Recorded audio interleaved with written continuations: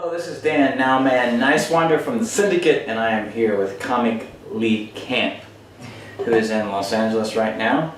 And thank you so much for stopping by the headquarters of The Syndicate. Yeah, thanks for having me. Gorgeous place you got here. And the reason why we're excited about you being here is because you are on the cutting edge of exactly the kind of thing that The Syndicate is attempting to do. And our goal is to reach out and inform people and educate people and discuss sustainable solutions to, of course, as you know, the many problems that are facing the world today. When you put this information out there, it's in the subconscious, but it doesn't quite come to the forefront of the consciousness. Yeah. So, yeah, you're saying that a lot of these thoughts are already there deep down. They just don't realize it. right. Yeah, exactly. yeah. No, I definitely think so. I mean, there's a great. Where do we rank on the depression scale in the world? Like, we're pretty high up there. And yet, a lot of poorer countries look at us and go, "Oh, they have it so easy. It's so happy there. They just all have money and food and they have big cars, and it's just they must all just be so happy." And people are miserable, and they're miserable because this is an empty value system. And I think that a lot of people know that deep down, and some of them will get angry at you for dredging it up and shoving it in their faces, but a lot of other people, and even some of the ones that get angry, go home, and I think it starts to awaken something.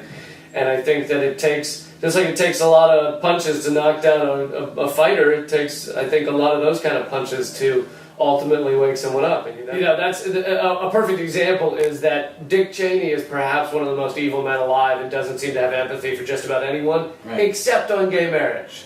He's cool with gay marriage because his daughter's gay. Exactly. So it's in his face. It's something that I have empathy for that. I have empathy for that person. And so yeah, getting the personal experience is very important. Absolutely. So once those of us that, let's say, are engaged, and those that may be aware, they have the information, it is in the forefront of their mind, how do you engage those people to go further? Well, I don't have all the answers, but I think that part of it is to tell them is to keep reminding people that every little step is important. I do have a few issues that I perhaps have fought harder on than other issues, one of them being the campaign to end the death penalty. And I think it's inspiring as an activist because you feel like you could have more change on a smaller level like that. And so I think it sounds like a good idea because then you're right, people it's easier to educate yourself on one issue like the death penalty than it is to educate yourself on the breadth of the human experience, or the American system. So I think it's a very good idea. One of the things that really kind of cemented my feeling that a single person or a very small group of people can have an effect was a death penalty. Someone who's going to be executed in Texas named Kenneth Foster, probably 4 years ago now, and he was about to be executed, and he hadn't killed anyone. The prosecution agreed he hadn't killed anyone. He'd been in a car, his friend got in a fight, killed someone, and they wanted to put the driver of the car to death.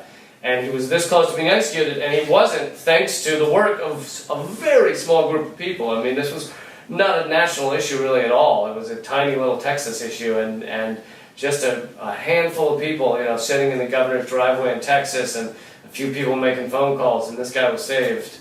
And he's still alive thanks to them.